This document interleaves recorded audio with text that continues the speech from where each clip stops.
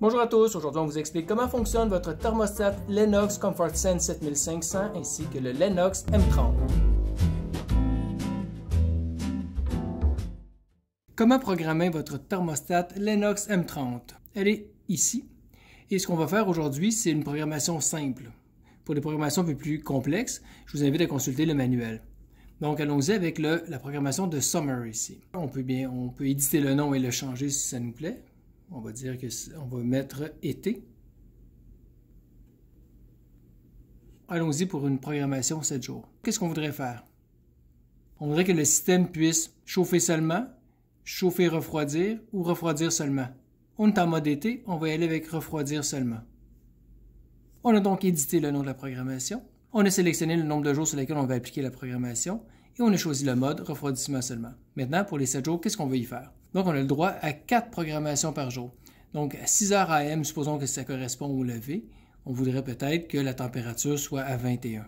Et une fois qu'on part travailler à 9 heures, on voudrait que la température, comme on est en chauffage, comme on est en mode climatisation, on voudrait peut-être laisser aller la température un peu plus haute pour ne pas climatiser alors qu'on est absent. Mais lors du retour le soir, à 5 heures, on pourrait dire, je veux à nouveau avoir, donc le soir, on est un peu plus frileux, on veut avoir 22.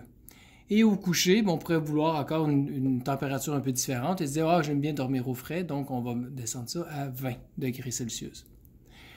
Maintenant, les heures ici sont aussi éditables. C'est pas tout à fait 6 heures. Ce qu'on souhaite, c'est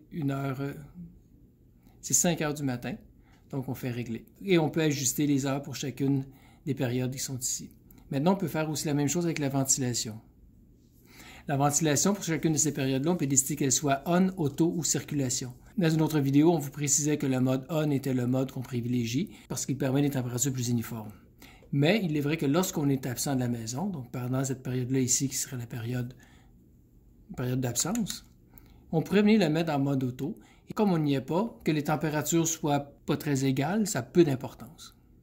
Une fois qu'on a terminé de faire de la programmation pour l'été et qu'on veut appliquer cet horaire-là, et on vient tout simplement ici et on appuie sur été. Donc les paramètres d'été, en fonction de l'heure à laquelle on est, viennent s'afficher et votre système est contrôlé de cette façon-là. Et libre à vous ensuite de retourner ici, éditer les horaires et faire une programmation pour l'hiver, l'automne et le printemps, comme vous voulez. Et lorsque viendra le temps de changer les saisons, vous pourrez revenir ici et changer tout simplement l'horaire.